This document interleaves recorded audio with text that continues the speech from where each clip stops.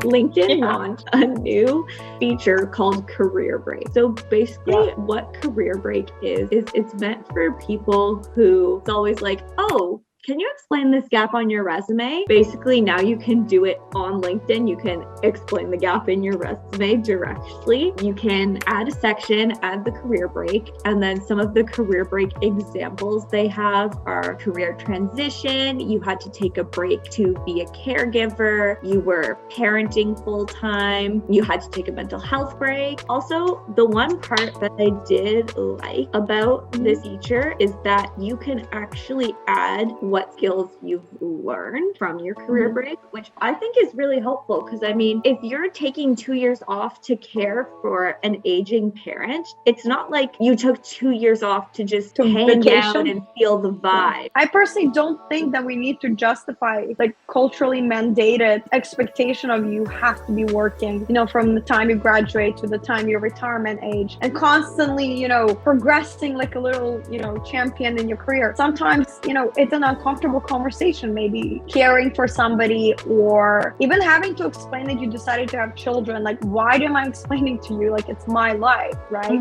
What if I just wanted to and I had the means to just literally take 2 years off and do nothing? Why do you have to justify the way you chose to spend your time in your life? I feel like people look at time when you're traditionally unemployed as such a negative. I attribute it very much to our hustle culture. Yeah, I agree. I don't think it's something that everyone should be forced to do. Because obviously a lot of things can be really personal and things you don't necessarily want to talk about to just like the people you're working with. But I do like that they're kind of giving you the option to kind of put it out there if it's something you want to talk about. That could be to your benefit, like saying you gained a skill from taking care of someone or anything like that. I think that's a really great addition as an optional thing, not as a required thing. Like, and I find this like need to have to justify, you know, what did you do after graduation, or why weren't you working? And, you know, given the fact that we were in pandemic, like it's I find it to be such, I've always found it, I've been asked that question and I found it invasive. It is a lot of pressure, and it's definitely, I think, more in our culture as well. It's just something everyone does. I was just like, you get penalized for not working. You need to work every single day of your life or else you are a failure. That's basically what. But hey, kudos to them for introducing tools.